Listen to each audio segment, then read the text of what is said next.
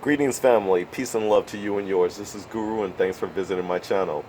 Well, family, this is about a book that I just finished completing called Not Out of Greece. It's the second edition, The African Origin of Western Civilization.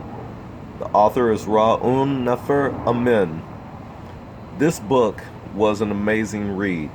What it does is it covers the things that Africans invented and created from nothing and made something for the rest of civilization to utilize, and what we've been using on a day-to-day basis. So the reason why I put this together is because there's a lot of a lot of white people who have come to my channel, and especially the trolls who ask, what is it that black people, what is it that African people have invented or created? And so I want to cover a few of those things. Number one is the alphabet. The alphabet. That's right. The ABCs, XYZs, from A to Z is exactly what African people created. Without that, you wouldn't have the language that you're so proud of today. Without what we created, what our ancestors, what black people created thousands of years ago, right today, had it not been for them, you would not have anything of what you have today. Also, mathematics. Mathematics is a key language that most humans don't understand. Yes, I called it a language because mathematics is a language. And most people that know about numbers knows exactly what I'm talking about. So, I'm going to just leave it at that. However, African people, black people created mathematics, the highest of mathematics for that matter, from arithmetic to multiplication to division to algebra, geometry, calculus, trigonometry. Exactly. That has been the main language of computing right today. Without the knowledge of what African people created thousands of years ago, way before the Greeks even knew what an alphabet was or what mathematics was, way before the Greeks even knew what those things were, African people had already invented and were living from those standards. Another point of this video that I want to bring out is how the Greeks didn't come to rise or didn't come to notarization, didn't get their just due or reputation until after they came in contact with the Africans, the Egyptians. It wasn't until after they came in contact with the colored people of Africa that the Greeks became a great people. Before that, they had no mathematics. They had no alphabet.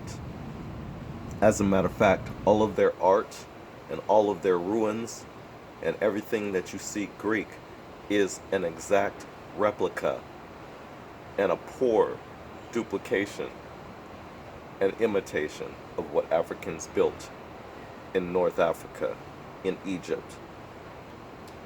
The Greeks cannot pride themselves off of their buildings. No, they can't. Europeans, when they go to Greece to look at the structures of ancient Greece, what they find is nothing but rubbles and rocks and stones and pebbles. But if you go to Africa and North Africa, you see pyramids and obelisks. You see the Great Sphinx. That's right. Those were built by African people. And if you allow Europeans to tell our history, well, they'll tell you that the pyramids were built by a slave labor. But there's no evidence of that whatsoever. Not in any of their hieroglyphs, not in any of the murals, not any of the bas-reliefs, not any of their papyrus. There's no evidence whatsoever of any type of slave labor. So we're going to totally dismiss and debunk that. As for the Eurocentric Egyptologists, well, You're probably not going to like this review that I'm doing of this book of Not Out of Greece, but this book is highly recommended, especially to black people who are trying to learn about their ancient ancestors, about their ancient ancestry, about their ancient history, because it's something that we need to marvel. It's something that we need to study and research and look into and get back to basics, because the way African Americans and the way black people across the world today, we need some type of guidance or some kind of plan of action that's going to get us back to our greatness. You know, in Sudan, there was something called the par excellence of the blacks. They were written about in history.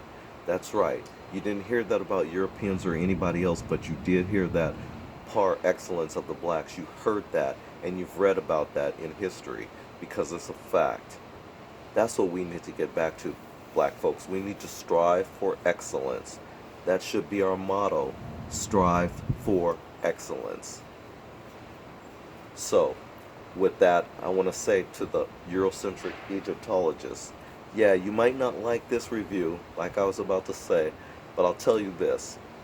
It taught me a world of information about how the Greeks went into Egypt, and they learned all of what they know, and they talked about it. There were eyewitnesses who spoke about it, about their teachings from the Africans in North Africa, namely the ancient Egyptians. I'm not talking about the modern day Egyptians today. Those are different people. We're not talking about the same people. Some people may not like that point, but we're not talking about the same people. Just like today in America, we're not talking about the same Native Americans who once ruled this land. We're talking about a different set of people. Well, the same applies in North Africa, in Egypt. There's a different set of Egyptians. Okay? And so the modern Egyptologists, they really don't like discussions like this, because, well, they want to put a claim or a label on it, and they want to call it Afrocentrism, and that way they could run and hide and put their heads in the sand and act like this information is not valid. But I'm just going to tell you right now that we're going to be telling this story, and we're going to compound upon it, we're going to build upon it, and we're going to continue telling our story, our history, our way. And I think that's really important for us as black people to make sure that we continuously do. Our youth need to hear it, we need to know it, and we need to share this information with other black people. Because after all, we've been spoon-fed a history which is really his story. Not history, it's his story is what we've been spoon-fed. And it's about time we as black people, we turn that around and we start telling the truth and speaking up about our history.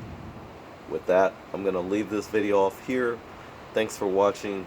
If you haven't subscribed already, please take a moment to do so. Peace and love to you and yours. And until the next video, don't forget to love yourself. I'm out.